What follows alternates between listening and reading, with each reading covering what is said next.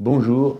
Bon, cette vidéo, un peu plus longue que d'habitude, s'appellera la revue d'actualité, parce que ça n'est plus l'ancienne revue de la semaine, mais c'est une nécessité à intervalles réguliers de produire une analyse un peu plus en profondeur de l'embrouillis des faits dans lesquels nous vivons. Et je crois que ça aide à mieux vivre quand on comprend mieux.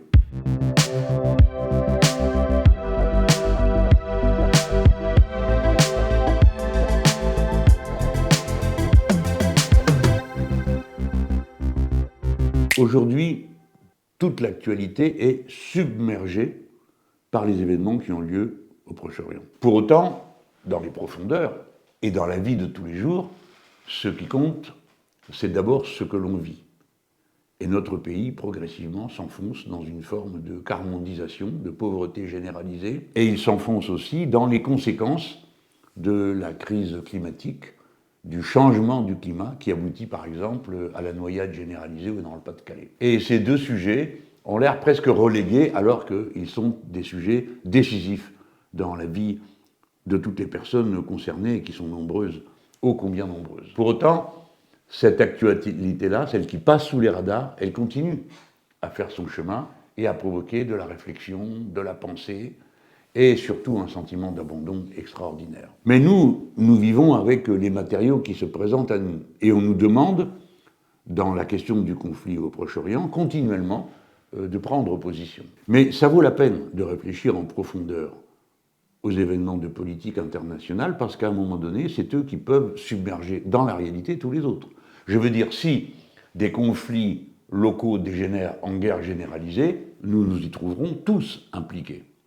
Dès lors, on ne peut pas dire que la géopolitique, les questions de politique internationale soient des sujets abstraits ou qui ne nous concernent pas directement. Ils nous concernent aussi, raison de plus, pour essayer d'y voir clair. Pour ça, il faut prendre un peu de hauteur. Depuis la fin de l'URSS, l'ancienne organisation du monde a explosé. Autrefois, on avait l'Est et l'Ouest, le communisme et les capitalistes, et à chaque fois que apparaissait une situation de conflit quelque part, tout le monde était mis au pied du mur, il fallait choisir son camp, ou d'un côté ou de l'autre. Mais vous voyez déjà une première indication. Des situations extrêmement différentes un peu partout dans le monde étaient pour finir ramenées à une latéralisation, avec l'un ou avec l'autre. Depuis la fin de cette organisation politique du monde, le monde n'est pas plus pacifique qu'avant. Il y a toujours des conflits partout, et d'une certaine manière, il y en a presque plus. Certaines années. Oui, le monde n'est pas en paix. L'Europe n'est plus en paix depuis l'invasion de l'Ukraine par la Russie. Il y a des conflits partout. Vous serez surpris. Il y a 195 nations dans le monde, ou reconnues comme telles par l'Organisation des Nations Unies. Eh bien, sur ces 195 pays, 126 connaissent un différend frontalier. 126. 75% des nations qui existent dans le monde ont un différend frontalier, c'est-à-dire un sujet de querelle avec leurs voisins immédiats. Et les questions de frontières, c'est toujours elles qui déclenchent les guerres. On intervient pour pousser plus loin sa frontière ou pour empêcher que la sienne recule. Les conflits armés ont tous des enjeux de frontières, sans exception. La question des frontières est évidemment la question clé des relations internationales. C'est bien pourquoi nous devons lutter pour l'intangibilité des frontières. Ah, mais me direz-vous, si nous luttons pour l'intangibilité des frontières, on ne changera rien nulle part, et il y a des endroits où il faut quand même changer quelque chose. Par exemple, c'est la question kurde. Alors, ils sont répartis dans 5 pays, je crois. Donc, on admet l'idée qu'il puisse y avoir des problèmes de frontières, de toute façon, ils s'imposent à nous, hein. Et que donc, il faut qu'il y ait un cadre pour le discuter. Mieux vaut discuter que faire la guerre. C'est déjà un choix. Est-ce que c'est mieux de discuter ou de faire la guerre? Alors vous avez des gens qui pensent qu'il faut discuter, qui donnent de la place à la diplomatie, aux organisations internationales, et puis d'autres qui pensent que ça va plus vite quand on y va en force. Et ceux qui passent en force, des fois, pensent avoir le dernier mot. Mais c'est toujours provisoire. L'histoire longue nous montre ça. C'est toujours provisoire. À un moment ou à un autre, le problème qu'on a pensé régler par la force revient. Et il redéclenche des différends et des conflits. 75% donc des pays dans le monde ont un différend de frontières. Et parmi ceux qui ont un différend de frontières, il y en a une proportion qui ont un conflit armé. Alors ça peut être un conflit armé avec le voisin, ça peut être un conflit armé à l'intérieur de ses propres frontières par un acte de sécession, mais en attendant, c'est 28% des nations du monde connaissent un conflit armé. Je vous donne tous ces chiffres pour que on puisse se mettre un peu en hauteur et ne pas penser qu'il n'y a qu'un seul conflit qui existe, comme il y a quelques mois de ça, il n'y avait qu'un conflit dans le monde, c'était la frontière Ukraine-Russie. Et maintenant, il n'y aurait qu'un conflit dans le monde, ce serait celui du Proche-Orient. Non, il y a une situation générale. Et c'est ce qui explique pourquoi, devant la confusion, la multiplicité des situations qui toutes ont une explication locale, elles ont une caractéristique commune, c'est la question des frontières, bien sûr. Et par conséquent, les plus puissants sont toujours intéressés au conflit des moins puissants. Parce que pour eux, c'est une occasion d'affirmer leur puissance. J'espère que je me fais comprendre. Si vous dominez et que ceux que vous dominez se battent entre eux, la situation du dominant est meilleure. Ou bien, si dans un secteur où un dominant n'avait pas accès, tout d'un coup, une guerre locale le lui permet, c'est toujours bon à prendre. Par conséquent, les dominants ont toujours cherché des explications globales pour mettre le monde en ordre à leurs mains. Et c'est comme ça qu'au lendemain de la chute de l'URSS, les États-Unis d'Amérique, alors la première puissance du monde, et seuls, à l'époque, prétendaient imposer un nouvel ordre du monde. Et, prévenant les conflits éventuels, produisit une théorie pour les expliquer tous, et donc permettre de trier les gens, trier les conflits, les gentils, les méchants, les gentils, les méchants, les gentils étant évidemment avec les États-Unis d'Amérique et les méchants étant voués au diable. Il faut accorder beaucoup d'importance au cadre intellectuel dans lequel la vie est pensée par ceux qui dominent. Parce que c'est au nom de ce cadre qu'ils agissent et qu'ils justifient ce qu'ils font. Ils produisent un vocabulaire, ils produisent des effets de propagande, ils produisent de la diabolisation des uns et de la sanctification des autres. La théorie du choc des civilisations, elle a un auteur, il s'appelle Samuel Huntington. Elle a été formulée en 1996, donc vous voyez, 5 ans après la fin de l'URSS, et elle a été aussitôt désignée par tous les secteurs de la propagande impériale comme étant la bonne théorie, la bonne explication du monde. Ceux qui l'ont lue ont évidemment immédiatement découvert tous les aspects boiteux de cette théorie, puisqu'elle est censée englober une compréhension générale du monde. Que dit-elle? Elle dit l'Occident est en recul de population et donc il va être bientôt dominé par d'autres. Ça veut dire juste qu'il y a plus de monde d'un côté que de l'autre. Mais c'est bien habillé, parce que tout de suite ça commence avec un classement. Le monde est partagé entre des grandes aires civilisationnelles, et celles-ci reposent toujours sur la religion. Et l'exemple que prend Samuel Huntington, il le prend dans la Grèce antique, où les cités se battaient entre elles, et puis, alors quand arrivent les Perses, on leur dit, alors vous allez être de quel côté? À des cités qui étaient contre Athènes, il dit, bah, nous on n'aime pas Athènes, mais enfin on aime encore moins les Perses, parce qu'on n'a pas les mêmes dieux qu'eux. Et donc Huntington en tire comme conclusion que ce qui est, au fond, la définition ultime d'une civilisation, c'est la religion qui l'unifie. Donc, le choc des civilisations, et quel est le choc principal d'après Samuel Huntington? C'est d'un côté l'islam et de l'autre côté tous les autres. Alors évidemment, il y avait un problème de classement, de quel côté mettre la Chine, par exemple. Alors il ne savait pas trop. Pourtant, la Chine, a priori, doit être dans le camp des méchants pour les Américains. Donc il y avait des aspects déjà boiteux au point de départ à cette théorie. Mais c'est elle qui a servi de cadre intellectuel. Cette conception, vous voyez, sort du droit. On ne parle plus d'État, on ne parle plus de nation, on ne parle plus d'accords internationaux, on parle de civilisation. Alors s'il y a un concept qui est à bord flou, c'est bien celui-là.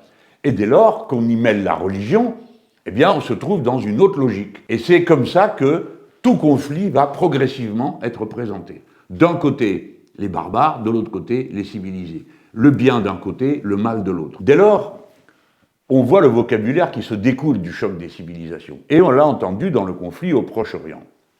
Mais pour autant, je voudrais d'abord illustrer ce que je vous dis en vous rappelant les conflits auxquels nous venons d'être confrontés, dont personne ne parle des fois. Alors, l'Ukraine, oui, ça a duré des jours et des jours, parce que ça tombait bien, les Russes étaient censés être les ennemis de toujours. Mais il y avait d'autres conflits, oubliés. Le Yémen, avec ses voisins.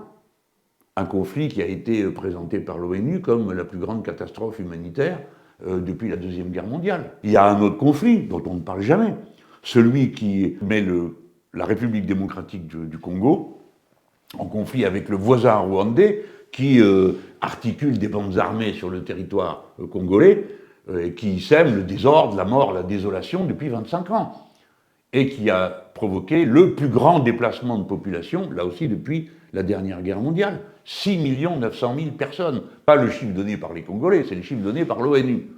Tant et si bien que, aussi bien l'ONU, aussi bien le Parlement européen, aussi bien même les États-Unis d'Amérique, ont dit au Rwanda d'arrêter.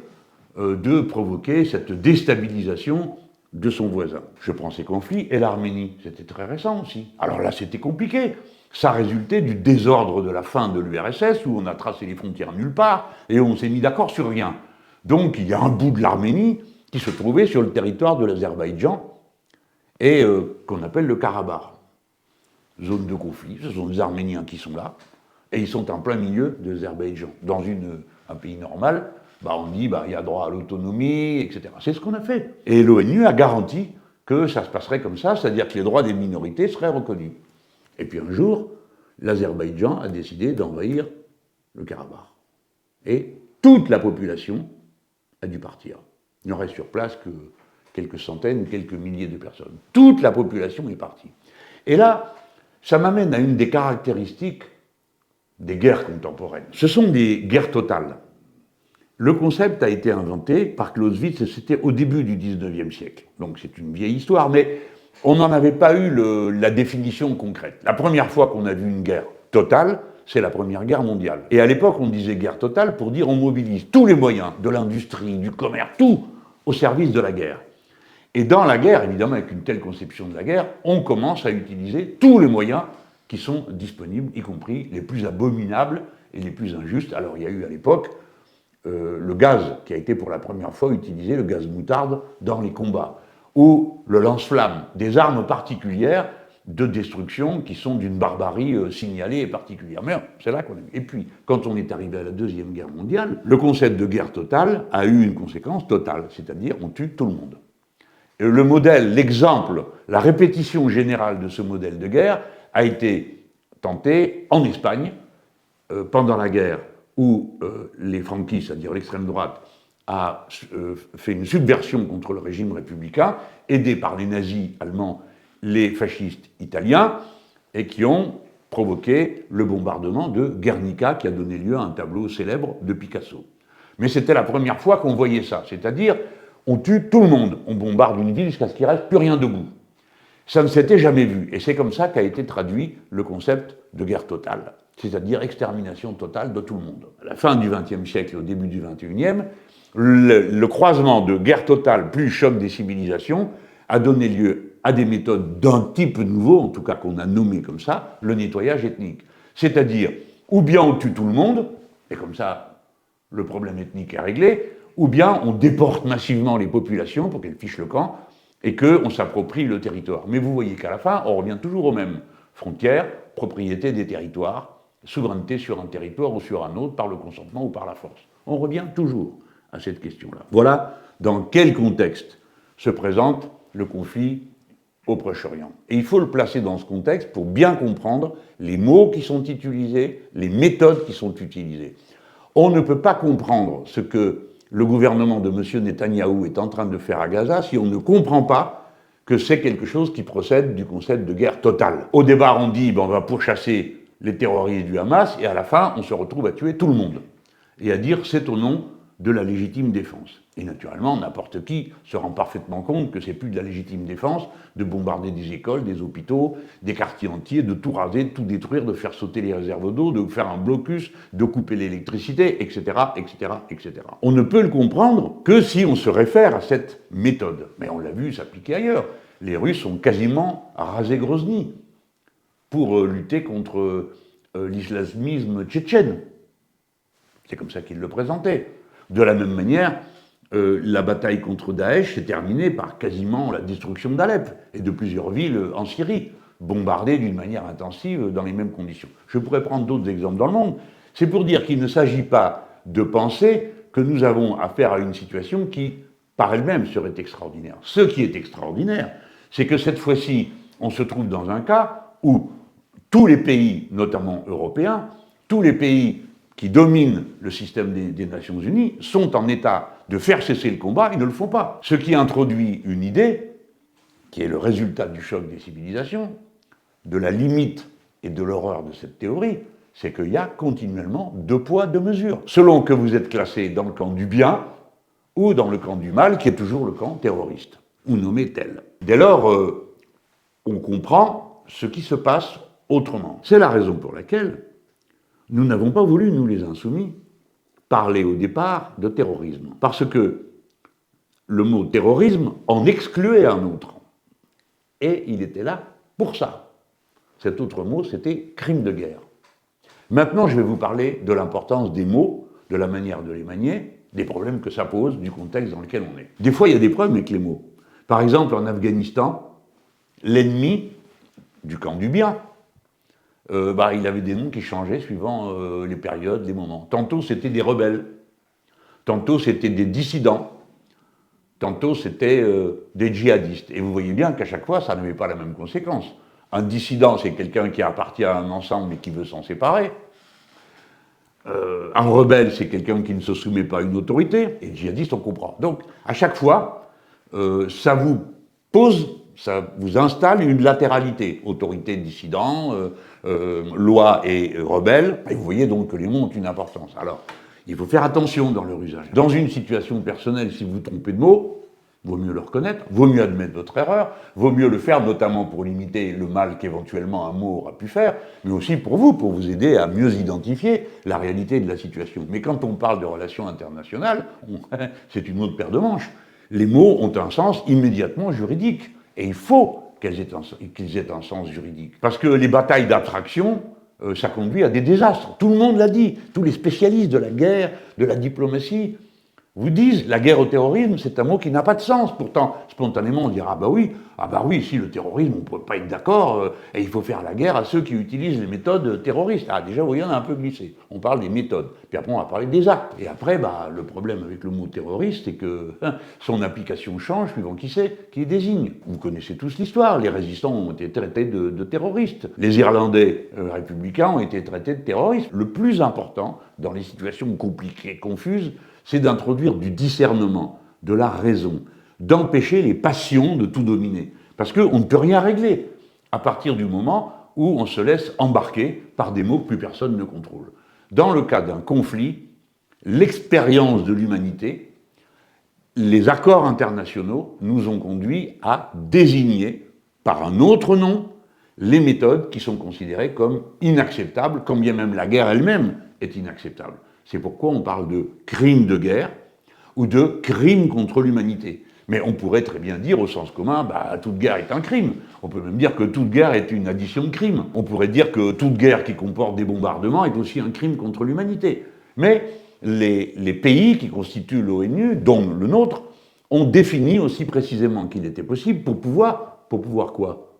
C'est pas un problème de grammaire ou de syntaxe, c'est un problème de droit. Pour pouvoir désigner ce que l'on combat et ce que l'on va punir. Et dans le Proche-Orient, c'est pas la première fois que la question se pose. En 2009, il y avait eu un conflit déjà, et l'opération conduite par le gouvernement de l'époque d'Israël contre la population de Gaza s'appelait Plomb durci, si mes souvenirs sont bons, et ça avait donné lieu à des massacres qui déjà avaient été identifiés par le rapporteur des Nations Unies comme des crimes de guerre qui étaient reprochés aux deux parties en conflit. Dès lors, quand on revient à une situation comparable, on utilise l'expérience qu'on a acquise.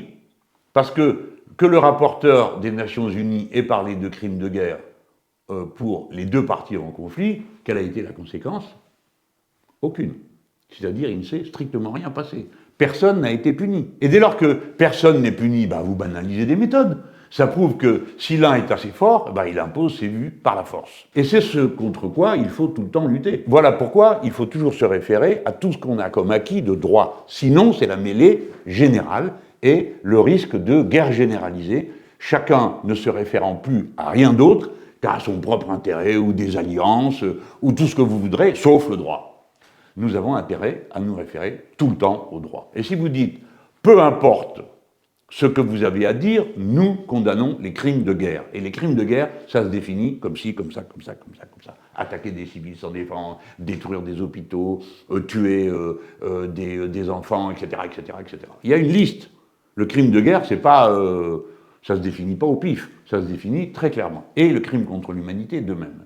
Et comme on était instruit par le premier épisode de Proche-Orient, il y avait intérêt à se cramponner tout de suite à la définition de crime de guerre. Et évidemment, sans oublier, de dénoncer la violence et d'exprimer de la compassion. L'intervention armée du Hamas sur le territoire d'Israël a commencé à 6 h du matin, le 7 octobre. Le temps que les informations arrivent, qu'on sache de quoi il s'agissait, quelle était l'ampleur de ce qui avait été observé. Et à peu près tout le monde s'est exprimé, notamment les dirigeants d'Israël, entre ce 6 h du matin et l'heure à laquelle, pour ma part, avec le décalage horaire, je me suis exprimé, ça doit être 11 h du matin, avec le décalage horaire, je ne me rappelle plus très bien comment ça colle, mais la déclaration du Premier ministre d'Israël, c'est 10 h du matin. Donc, d'entrée de jeu, une expression dont je sais, au moment où je la fais, qu'il faut peser chaque mot. Je l'ai fait.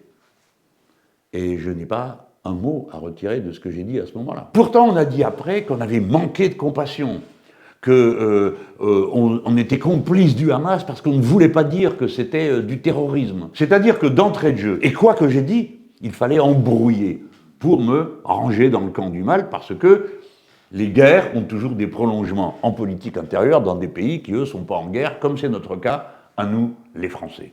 Mais, encore une fois, je veux vous relire, et je veux que vous puissiez lire ce que j'ai dit à ce moment-là.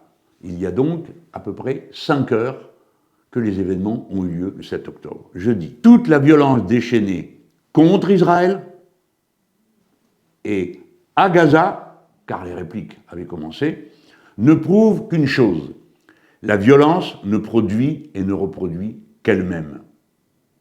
Voyez-vous quelque chose d'excessif? Aussitôt, je précise. Horrifiés, c'est nous horrifiés, nos pensées et notre compassion vont à toutes les populations désemparées, victimes de tout cela. Toutes les populations désemparées, victimes. Le mot compassion est là. Tout ce qui m'a été reproché n'a donc pas de signification concrète par rapport à ce message. Je le mentionne parce que dans un instant, je vais parler de cette guerre des mots. Et aussitôt, voici ce que je dis. Et à ce moment-là, je suis tout seul à le faire. Le cessez-le-feu doit s'imposer. Le feu a commencé de l'autre côté aussi à Gaza. La France doit y travailler de toutes ses forces politiques et diplomatiques. Oui, à ce moment-là, quand un conflit armé commence, pour régler quoi que ce soit, y compris la punition des criminels, il faut le cessez-le-feu. On ne rend pas la justice dans les bombardements. Voilà pourquoi je parle de cessez-le-feu. Il aura fallu 35 jours pour que le président de la République française parle pour la première fois de cessez-le-feu. Et encore à cette heure, toute une série de gens refusent de dire cessez-le-feu. Donc le problème, ça n'est pas pourquoi je n'ai pas utilisé le mot terrorisme au profit du mot crime de guerre, c'est pourquoi ils ne veulent pas du cessez-le-feu.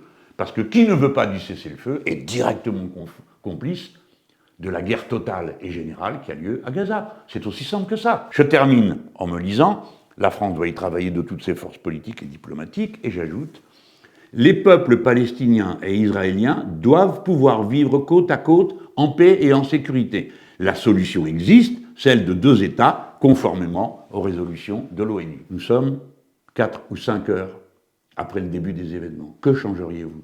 Dans l'état d'information, tout y est. Et je pense que je peux assumer tout à fait fièrement ce texte. Mais j'ai bien compris aussitôt après que la querelle qu'on me faisait, je ne me prends pas pour plus important que je ne suis. La querelle qu'on me faisait sert à quelque chose. C'est à obliger tout le monde à parler de terrorisme plutôt que de crimes de guerre. Parce que quand vous parlez de terrorisme, le mot ne s'applique jamais à un État qui intervient. Il s'applique à des individus, il s'applique à des groupes, il s'applique à des organisations. Et donc, le mot terrorisme est là pour empêcher de parler des crimes de guerre. Et je redemande à tous ceux qui me reprochent de ne pas avoir utilisé le mot terrorisme, alors que moi, je suis prêt à qualifier d'acte terroriste telle ou telle abomination. Je n'ai aucune difficulté à le faire, parce que je comprends que ces abominations sont commises pour faire peur, pour terroriser. J'ai pas de problème. Mais je ne veux pas parler de terrorisme pour ne pas entrer dans le cadre du choc des civilisations et pour rester sur le terrain du crime de guerre, de ce qui relève de l'ordre international. J'ai pas eu si tort que ça, quand même. Vous avez vu maintenant qu'il y a toute une série de pays qui portent plainte devant le tribunal pénal international contre les crimes de guerre qui ont lieu au Proche-Orient. Alors, c'est quoi ma faute? D'avoir eu raison 5 heures après le début du problème? J'exagère un peu, mais on me comprend. Dans cette situation, seule la précision du vocabulaire du droit international permet de conduire les affaires d'une grande nation. La France est un grand pays. Elle a du poids, enfin, elle en avait. Forcément, si elle use sa parole dans des gesticulations, elle en a moins. Mais nous avons un poids. Et surtout, il ne peut pas être question pour nous de céder sur le droit international.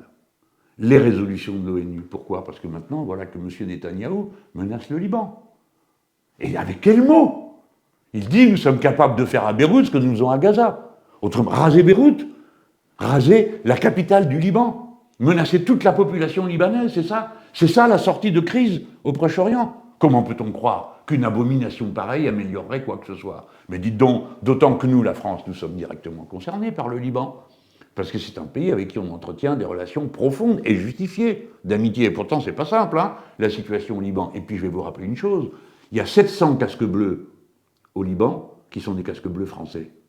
On est présent militairement sur place. Alors, qu'est-ce qu'on va faire? La France doit peser pour dire à M. Netanyahou, ne parlez pas comme ça. On ne vous permet pas de parler comme ça aux voisins. Là, c'est plus de la légitime défense, c'est de l'agression pure et simple. Et vous avez vu ensuite comment il s'est adressé aux pays qu'on nomme pays arabes. Il leur a dit, je dis à leur chef, il vaut mieux que vous gardiez le silence si vous avez bien compris vos intérêts. Menacer tout le monde. Ça veut dire que nous sommes devant une possibilité de guerre généralisée dans toute la région. Il y a un embrasement dont plus personne ne contrôlera ensuite les limites, parce que à cet endroit du monde, tout le monde a les doigts. Hein.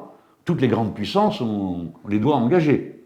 Sauf peut-être la Chine qui, prudemment, et comme c'est sa tradition, se tient à distance des conflits dans lesquels elle ne veut pas être emmêlée. Mais sinon, les Russes sont concernés à cause de la Syrie. La Syrie est un voisin d'Israël, et le plateau du Golan occupé appartient toujours à la Syrie. Bref, je prends cet exemple pour montrer comment le feu peut prendre à toute la plaine et tout le monde s'en mêler, et qu'ensuite on ne sait plus quoi faire devant une situation pareille. Dans ces situations, il faut penser à son pays et à la suite des événements pour son pays. Donc il faut faire très attention à ce qu'on fait et ce qu'on dit. Si vous voulez savoir ce que je pense de la situation, je parle pour moi là. Voilà, c'est la position politique que j'ai prise 5 heures après le début du conflit. Je ne change pas un mot à tout ça. Sinon, pour en ajouter un. Ce qui se passe à Gaza est une addition de crimes de guerre. Et peut-être même de crimes contre l'humanité. Et même certaines personnes ont commencé aussi au niveau international à parler de génocide. Vous avez des pays qui ont rompu leurs relations diplomatiques avec le gouvernement de M. Netanyahou. C'est pas rien ce qui se passe. Il n'y a qu'en France où le monde est noir et blanc. Hein. Les uns ont absolument tort, les autres ont absolument raison, quoi qu'ils fassent. Non. Et on n'a pas intérêt à inscrire la France dans un alignement de cette nature. Vous n'êtes pas surpris de m'entendre dire, je suis pour le non-alignement. Voilà ce que je voulais dire à propos des mots. Maintenant, je viens sur le rapport entre une situation internationale et une situation nationale. Souvent, il y a un rapport qui est créé, il ne vient pas tout seul, direct entre un conflit à l'étranger et une situation politique nationale. Dans le cadre de la théorie du choc des civilisations, si au Proche-Orient, c'est la lutte entre le bien et le mal, c'est-à-dire entre la civilisation et la barbarie, comme a dit M. Netanyahou, c'est-à-dire pour finir contre l'islam, alors le même registre peut servir ici, en France, pour construire des coalitions politiques. Et ça tombe bien, c'est précisément le besoin qu'éprouve toute une partie du champ politique français. Il doit pouvoir se rassembler. En particulier, ce que l'on a appelé, parce que c'était plus facile à comprendre, le bloc bourgeois, pour faire sa jonction et être majoritaire. Pourquoi? Parce que quand on sort des dernières élections, on a 3 blocs, la gauche, les macronistes et la droite, et l'extrême droite. 3 blocs à peu près égaux. Tout le monde comprend que pour que quelqu'un finisse par être majoritaire, il faut qu'il soit plus nombreux. Dès lors, pour nous, ça veut dire aller chercher les abstentionnistes des milieux populaires, qui sont innombrables, pour constituer avec eux une majorité. Pour qu'on arrive à faire ça, on a une ligne stratégique, l'Union populaire, pour que tout le monde puisse se rassembler. Donc, dans notre cas, notre intérêt direct et immédiat, pour l'Union populaire, c'est la lutte contre le racisme. Parce que si, dans les milieux populaires, vous venez coller des histoires de religion pour séparer les gens, ou de couleur de peau, ou que sais-je encore, c'est fini. Vous n'arrivez plus à faire l'Union populaire. Il y a des pays où ça existe, ça. Vous avez un système de caste. Alors des gens qui ont la même couleur de peau, qui habitent le même pays, qui des fois ont la même religion, ils sont divisés en castes. Et une caste ne fait jamais rien avec l'autre. Par exemple, la caste des brahmanes avec les intouchables, si j'ai bien compris, mais peut-être que j'ai mal compris ce qu'on m'a expliqué. Mais en tout cas, moi je le tiens de syndicalistes qui m'ont expliqué comment, quand il y avait une grève des uns, les autres ne faisaient pas grève avec eux, à cause de ce système de caste. Donc nous fuyons ça comme la peste, et nous avons intérêt à combattre continuellement le racisme. C'est pourquoi toutes les organisations syndicales, sans exception, citent parmi ceux qu'ils combattent le racisme. Parce que le racisme est le pire ennemi de l'unité des travailleurs, et donc, pour nous, les insoumis, de l'unité du peuple. Par conséquent, il ne peut pas être question, de combattre un racisme en en alimentant un autre, comme sont en train de le faire, par exemple, ceux qui se réclament de la lutte contre l'antisémitisme en provoquant des dénonciations des musulmans et en développant l'islamophobie. C'est exactement ce que fait le Front National. Alors, on peut comprendre que des gens soient rusés politiquement, mais on n'est pas obligé de tomber dans leur piège. Dès lors que nous sommes, nous, très attentifs à cette question, parce que pour nous, elle est vitale. On peut tout combattre, on peut convaincre tout, sauf le moment où le racisme a pris pied, pour revenir après en arrière, c'est une histoire sans fin et il n'est pas toujours prouvé qu'on y arrive. La diffusion du racisme, on sait comment ça se fait, mais le rembobinement du racisme, on le sait moins. La preuve, c'est qu'on a tant de mal à le combattre, et que chaque fois qu'arrivent des périodes de crise sociale, l'adversaire, toujours à utiliser des arguments de type ethnique ou raciste pour diviser la masse des travailleurs qui, sans cela, se souderaient plus volontiers entre eux. Voilà. Voilà pourquoi, pour nous, lutte contre le racisme et stratégie de l'union populaire, c'est la même chose. C'est la même technique de combat politique. Et pour nos adversaires, il en va exactement à l'inverse. C'est-à-dire que ça les intéresse, je ne dis pas tous, mais le Front National, qui est quand même le véritable organisateur de la droite, la véritable idéologie qui domine la droite, tous les autres ne font que répéter plus ou moins bien ce que dit le Rassemblement National. Tout le monde le sait qu'idéologiquement, le Rassemblement National a gagné la partie sur tout l'espace de la droite. Alors, bien sûr, il y a des gens qui résistent, qui ne sont pas d'accord, qui continuent à affirmer la ligne traditionnelle qui a été celle de la droite, mais aujourd'hui, ils sont en minorité, mais ça ne les empêche pas d'être parfaitement lucides. L'autre jour, j'ai vu sur France Info, M. Aurélien Pradier, qui n'est même pas, et qui n'est pas de ma famille politique, hein, il est de Les Républicains. Lui, il dit, il est député Les Républicains du Lot. Bon. Il dit, je fais une différence très claire entre l'islamisme et l'islam. Et il a raison de le préciser. Et je sais que ce qui amène le Rassemblement national à se mobiliser contre l'antisémitisme, c'est la haine indifférenciée des musulmans, rien d'autre. C'est très courageux de sa part de dire ça. Mais il a compris qu'on ne combat pas une angoisse, qui est légitime, celle des juifs qui prennent peur du nombre des agressions qu'ils constatent, des insultes qu'ils entendent, mais qu'on ne combat pas ça en faisant un paquet indistinct avec des gens qui proposent de désigner une cible que seraient les musulmans. Ce qui est en jeu, au-delà même de l'union populaire dont je viens de vous parler, c'est l'unité du peuple français. Et l'unité du peuple français, elle ne peut pas se faire dans un cadre de guerre de religion ou de désignation d'un bouc émissaire. Donc, lutter contre le racisme, c'est la manière la plus claire, la plus transparente d'être français, au sens républicain du terme. Hein, voilà. On nous a donc dit il y a une explosion des faits antisémites. Nous acceptons le diagnostic, mais ça ne doit pas donner d'une quelconque manière raison à une mise en cause de la communauté musulmane, ou des musulmans en général, qu'ils fassent partie ou pas d'une communauté organisée religieusement. Quand ils appellent à la marche, aussitôt le Front National dit on y sera, et aussitôt les organisateurs n'ont rien à dire sur le sujet. Comment voulez-vous qu'on réalise une union contre le racisme, là en l'occurrence le racisme antisémite, avec des gens qui passent le plus clair de leur temps, et l'ont fait encore dans la manifestation, à insulter les musulmans et qui désigne les musulmans comme un adversaire. Ce n'est pas possible. Et vous avez vu quelle utilisation est faite par des personnages qui, eux, peuvent utiliser tous les mots qu'ils veulent sans que personne n'ait rien à leur dire. Hein. Monsieur Meir Habib, qui a dit, à peine quelques jours auparavant, la haine du juif et d'Israël est l'aphrodisiaque des masses arabes. Et il dit, je crains pour la civilisation, la France et la civilisation judéo-chrétienne. Enfin, qu'est-ce que c'est que ce discours honteux, lamentable? D'abord, comment il fait pour se prendre pour un aphrodisiaque, déjà, pour commencer? Tout ça est insupportable. Alors lui, on ne lui a rien dit, hein. C'est pas comme pour nous. Pour un demi-mot, c'est une semaine entière de bashing. Et je pourrais en citer d'autres. Ceux qui ont, par exemple, dit que, comme l'a dit dans la manifestation M. Zemmour, ou Mme Marion Maréchal Le Pen, en disant c'est eux qui ont ramené les immigrés musulmans et les ont rendus majoritaires. Enfin, moi, je s'en ai pris aux musulmans. Comment voulez-vous, si vous êtes musulman, aller dans une marche où on vous insulte? Cette marche ne pouvait pas être une marche de rassemblement nécessaire contre l'antisémitisme et tous les racismes. Il n'y avait qu'à rajouter ça, tous les racismes. C'était terminé. Le Front National ne venait pas, les Zémoriens non plus. Mais ils ne l'ont pas fait, et ils ne l'ont pas fait exprès. Pour que, précisément, les uns viennent et les autres ne puissent pas venir.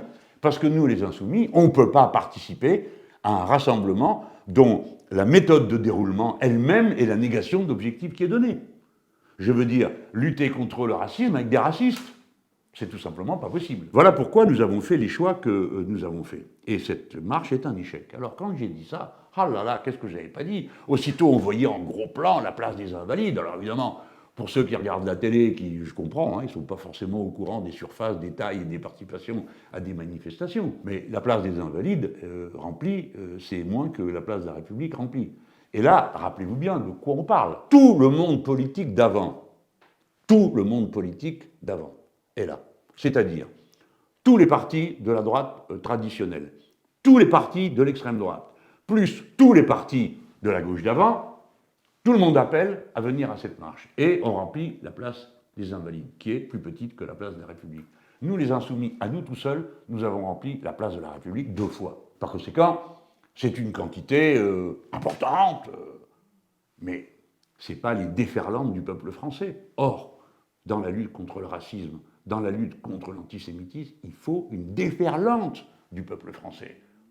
Le peuple français, il sait le faire. 4 millions de personnes mobilisées contre les assassins de la rédaction de Charlie, dans tout le pays. 695 000 personnes, d'après la police, dans une seule manif pour la défense de la retraite à 60 ans. 2 millions d'après la CGT, mais la police elle-même parlait de 693 000. Et peu de temps avant, vous aviez M. Duhamel, qui est un chroniqueur qui n'est pas un gauchiste, qui est un éditorialiste, un politologue. Il disait, bon, à 100 000, c'est un échec. À 100 000, ils disent que c'est une victoire. Pourquoi? Non, ils ont tort. Ils se satisfont qu'on ne trouve que 100 000 personnes dans Paris. Et ils sont satisfaits quand il n'y a pas les Insoumis. Et ils sont satisfaits quand il n'y a pas la CGT. Et ils sont satisfaits quand il n'y a pas la FSU. Ils sont satisfaits quand il n'y a pas Force ouvrière. C'est-à-dire quand la majorité des organisations du monde du travail n'appellent pas à cette manifestation. Je sais bien que la CFDT y a appelé, et aussi l'UNSA. Mais ils représentent une partie, et je ne les soupçonne nullement de faiblesse à l'égard de quelque racisme que ce soit. Mais les grandes organisations que je viens de citer, elles, ont eu une analyse sur ce qui était en train de se passer. Et je pense qu'elles ont eu raison de refuser, elles aussi, de s'associer à quelque chose qui débouchait sur cette impasse. Alors, c'est sur une impasse, pourquoi ils sont si joyeux? Parce qu'ils viennent de franchir un seuil. Pour la première fois, la droite et l'extrême droite ont manifesté ensemble dans la rue, et donc commencé à montrer qu'ils avaient quelque chose en commun. Et c'est ça qui compte pour eux. Pour y arriver, il faut évidemment qu'ils gardent la bouche fermée sur la question de l'islamophobie, sauf quelques courageux, et puis surtout, il faut un ennemi commun. Comme pour produire ce que l'ancien Premier ministre avait appelé, M. Raffarin avait appelé un front républicain inversé. Il leur faut une sorte d'idéologie commune. De quoi est-elle faite? Du fait qu'ils détestent tous les Insoumis. Et ils proposent les Insoumis comme ennemis communs. Ils ne parlent que de ça. Nuit et jour, les Insoumis. Et puis, parmi les Insoumis, il y a pire que tout, moi. Pourquoi moi? Parce que c'était moi le candidat à la présidentielle, puis c'est moi qui ai fait 22%, et c'est moi qui les empêche de dormir. Parce qu'il se figure que je suis candidat à vie. Et donc, il faut, en me stigmatisant, provoquer, reprovoquer, j'ai droit à tout. Menaces de mort, agressions téléphoniques permanentes, des membres de... Nous sommes plus de 10 à avoir ce problème de... Nos numéros de téléphone ont été divulgués dans le grand public. Non seulement ils sont divulgués pour qu'on nous appelle pour nous insulter, mais ils sont utilisés par des hackers pour faire passer des messages en notre nom à des tas de gens, des messages injurieux, dégueulasses. Bon. C'est sans arrêt. Aucune répression. Aucune répression de ces violences-là. Nous vivons dans un univers de violence. Je ne peux plus me déplacer librement. Si je prononce 10 mots, je dois faire attention à chacun d'entre eux parce que nous avons les chaînes d'information en continu, comme en ce moment, qui sont en train de surveiller chaque parole pour voir s'il n'y a pas le moyen de déclencher une polémique ou une autre, etc. Naturellement, ça nous devient en partie indifférent, mais non, ça va mal finir, tout le monde le sait. Tout le monde le comprend. Un tel niveau de violence contre les Insoumis, et d'ailleurs, il y a des passages à l'acte. 3 camarades dont le logement a été incendié. Vous avez entendu parler d'une arrestation d'un... Non. Nulle part. On ne sait pas qui c'est. Hein, on ne sait pas, on ne saura jamais. Et puis, toute la bonne société, les grandes consciences, pas un pour s'indigner du traitement dans lequel nous sommes placés. Il faut en quelque sorte maintenant, pour participer à la bonne société, cotiser. Alors, on peut rejoindre nos raisonnements, forcément ils sont justes. Mais il faut d'abord commencer par dire que c'est en dépit, j'ai lu ça il n'y a pas longtemps dans un journal dont j'attendais autre chose, que mes provocations, très bien, dites lesquelles. Quels sont les mots que j'ai utilisés qui ne conviennent pas? Dites lesquels quand vous accusez. Ils ne le font pas. Pourquoi? Parce qu'il n'y en a pas. Donc ils fabriquent un nuage calomniateur. Mais il faut en comprendre la raison, il ne faut pas l'aborder d'une manière paranoïaque, il faut comprendre à quoi ça sert. D'une certaine manière, je ne compte pas moi là-dedans. Les insoumis ne comptent pas. Ce qu'il leur faut, c'est un dénominateur commun, un prétexte pour être tous ensemble. Au deuxième tour des élections, un prétexte pour gouverner ensemble, parce que ça finira comme ça, parce que c'est ça la pente qui est prise, parce que c'est ce qui s'est passé dans une série de pays. Et le dernier en cause, c'est l'Italie, qui est la nation sœur de la France, qui est le pays dans lequel on retrouve l'essentiel des grands paradigmes intellectuels qui animent la société française. Voilà ce qui est en cause, voilà ce qui est en train de se préparer. Alors, devant tout ça, il faut faire preuve de sang-froid. Et le début du sang-froid, c'est le discernement, donc le raisonnement. Je vous renvoie au début de cette vidéo. Mais voilà comment une situation à un endroit au Proche-Orient est connectée à la situation française en fonction d'une théorie du choc des civilisations qui est portée aux deux endroits par des protagonistes qui se trouvent avoir chacun des intérêts différents, mais chacun des ennemis, et chacun des nécessités de diaboliser leurs ennemis. Alors parfois, l'ennemi le mérite, mais j'aimerais savoir en quoi nous méritons le traitement qui nous est fait. Franchement, est-ce que la communauté juive manque d'ennemis? Il faut qu'elle s'en invente de plus, les insoumis. Et c'est d'autant plus ridicule, alors, qu'ils ont construit ça avec beaucoup de méthodes. Hein. Maintenant, on en est à dire l'antisémitisme est passé de l'extrême droite à l'extrême gauche. Alors bon, moi, je ne crois pas que M. Poutou ni M. Besancenot soient devenus antisémites, je ne le crois pas un seul instant. Et je ne crois pas non plus que ce que nous sommes, nous, l'ayons jamais été. Mais c'est pas de bol pour eux, sort à ce moment-là une étude, Permanence et renouveau de l'antisémitisme en France, je vous lis, c'est une étude sur la forme de l'antisémitisme aujourd'hui, par Mme Nona Mayer, qui n'est pas exactement une amie des Insoumis. Et voici ce qu'elle dit dans ce texte.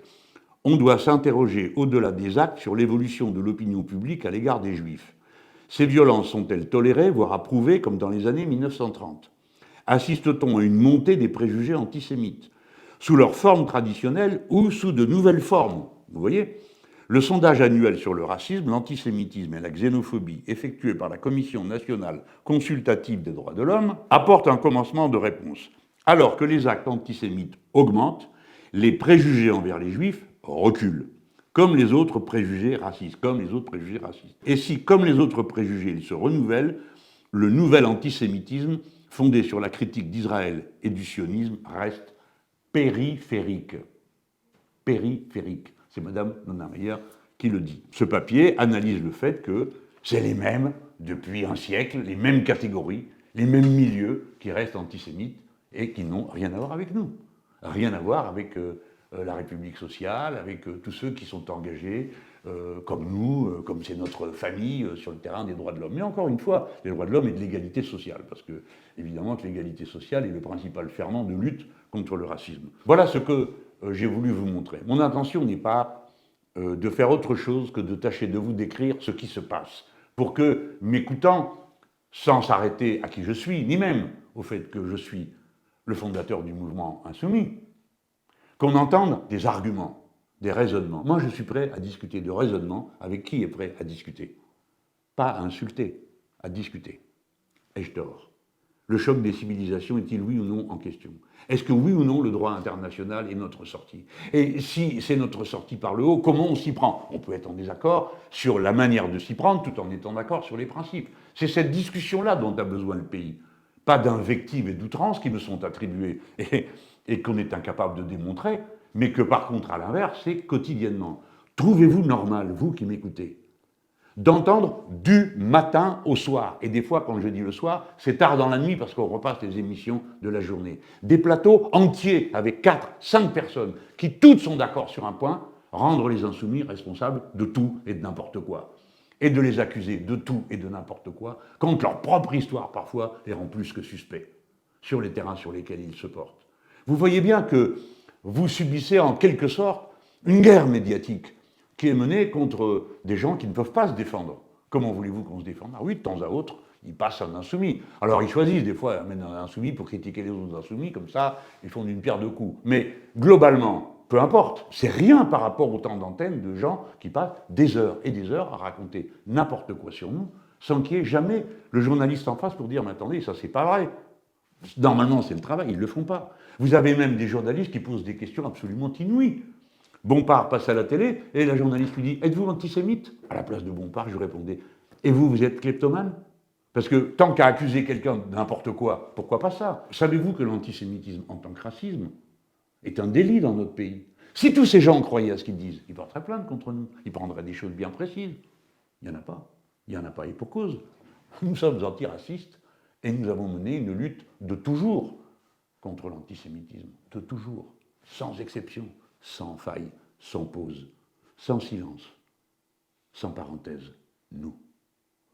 Tout le monde ne peut pas en dire autant. Mais l'essentiel, pour moi, n'est pas tant de nous disculper, après tout, vous ferez bien ce que vous voudrez, et vous avez tous un cerveau pour juger des situations, que de faire comprendre en quoi consiste cette situation et pourquoi elle est dangereuse. Car si la guerre qui est là-bas dégénère et devient une guerre totale, vous n'aurez aucun instrument pour comprendre et savoir quoi faire si vous avez accepté le cadre intellectuel dans lequel tous ces gens vous ont placé. C'est-à-dire que nous serions dans le cadre d'une lutte entre le bien et le mal que serait l'islam.